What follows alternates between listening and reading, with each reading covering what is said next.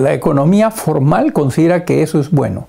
Primero porque además es una economía que tiene un paradigma, que es el paradigma del dinero, ¿no? Y todo el mundo cree que la única manera de ser rico es ganando mucho dinero.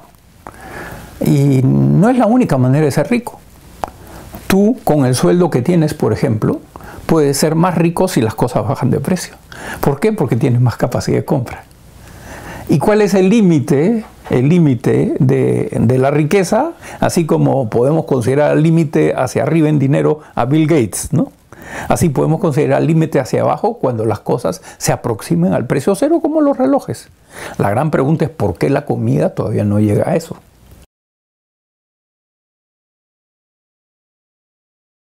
Lo que pasa es que allí ya tendrías que entrar a pensar en otra cosa. Tendrías que pensar en cuál es la función del Estado, por ejemplo, ¿no? Porque si tú logras con tecnología hacer bajar el costo y prácticamente el precio también del producto comestible, del que es vital, como dices tú, ¿no? Del producto vital, entonces allí tú dices, bueno, el empresario ya no va a estar interesado en producirlo porque no va a tener margen de ganancia, no va a tener ganancia. Entonces ahí sí el que correspondería a hacerlo, dado que el empresario privado no lo quiere hacer, ahí tendría que ser el Estado. ¿Te das cuenta? Es una función que no es conflictiva. La función del Estado en ese caso no sería conflictiva con el empresario, porque el empresario no le conviene y simplemente deja ese negocio aparte.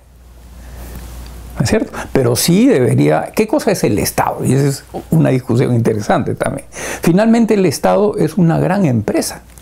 Podría llegar a decir incluso que es una empresa privada, porque es tuya, porque es mía, porque es de cada ciudadano. ¿No es cierto? Nosotros hacemos aporte de capital cada vez que pagamos un tributo a ese Estado.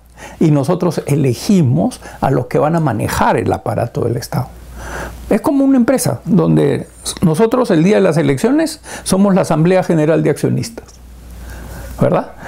Y entonces ese día nosotros decidimos cómo o quién y con qué políticas se va a manejar el país. Y entonces, si nosotros aportamos y tenemos que comer, entonces el Estado tendría que dar esa comida que el empresario privado ya no quiere producir.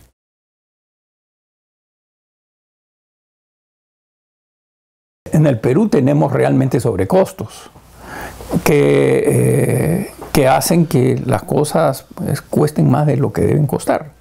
Dentro del libro hemos puesto incluso un trabajo que se hizo aquí en la universidad, por lo menos las ideas de un trabajo que se hizo, que lo hicieron unos estudiantes acá en el año 97, que es lo que sería la red de transporte masiva de Lima.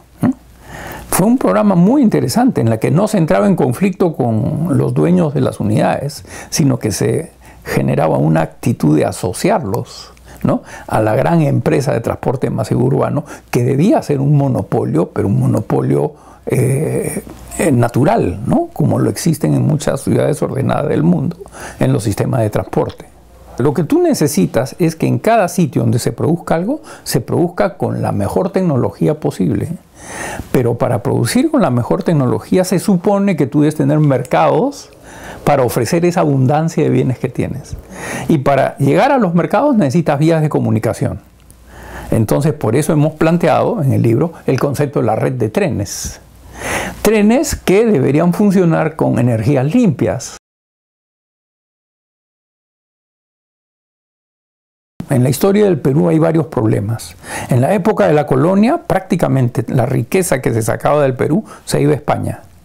Pero a partir de la emancipación, la riqueza que se genera en el Perú se concentra en Lima. Y entonces eso es lo que genera lo que nosotros llamamos en el libro el huaico de población. Hay un huaico. ¿Por qué? Porque la gente no vive estable en su sitio. Y los ingresos fiscales no han destinado gastos suficientes para estabilizar la vida en diferentes sitios del Perú. Como no vives estable, no te queda otra cosa que venirte. Imagínate, no tienes una presa de agua, entonces cuando llueve demasiado, se te inunda toda la tierra y tu producción agrícola se cae. Se te cae tu producción agrícola y entonces tienes problemas para comer. ¿Qué haces? Huyes, pues. ¿Qué pasaría si el Estado hubiera dicho, aquí vale la pena hacer presas para prevenir situaciones ¿no es cierto?, de exceso de lluvias, y para prevenir sequías, porque tienes también la presa como almacén de agua. ¿Me explico? Son obras de infraestructura que hubieran hecho que Lima no sea el resultado de este huaico de población, ¿no es cierto? Y la ciudad hubiera podido crecer más normalmente.